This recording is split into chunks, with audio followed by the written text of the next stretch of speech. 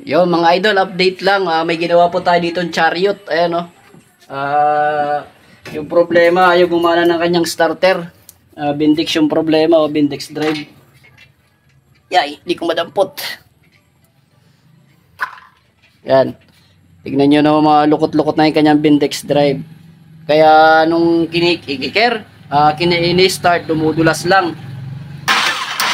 Pwede rin na tuyog. Hindi rin nasabay. Hamot babaklasan. Oo. Pero So, ngayon, try natin kung gumagana na.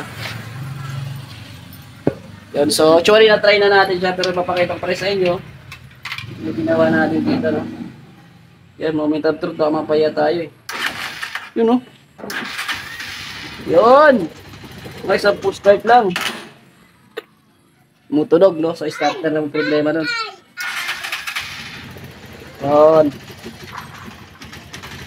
So dito nga mga idol, kung mapapansin nyo, umaandar na po siya, nag-start na po. Mapapansin nyo, mayroon po pong accessories dito po sa part na kanyang gear shift, no mga idol. Kasi kung mapapansin nyo po ay mayroon pong disability yung ating idol, no. Ayan, pero ginagawa niya pa rin po ng paraan para makapaghanap buhay para po sa kanyang pamilya. Tingnan naman yung ginawa niyang pang gear shift dito, no. Ayan mga idol, kung makikita nyo yung nasa harapan natin, yung ating idol na may saklay kasi nagkaroon po ng di naasahang pangyayari na naganap sa kanyang buhay. Ayan, so salamat po sa pagpa-home service ng ating tropa, at dahil nagpa-home service ka ay matik meron kang sticker natin mga idol. Ayan, no? So idikit na natin yan dyan.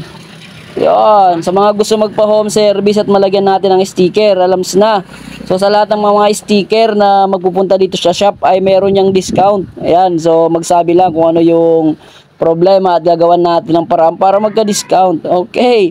Alright, so glito lang muna yung video natin mga tropa. Sana nagustuhan nyo yung ginawa nating video, at kung nagustuhan nyo, baka naman pwedeng pa-share na ating video.